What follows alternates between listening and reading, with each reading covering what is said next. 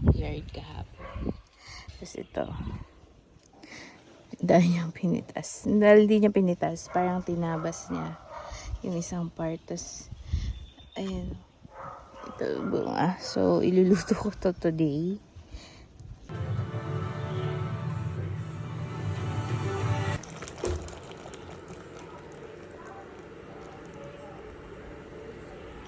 Kalabasa, kamote.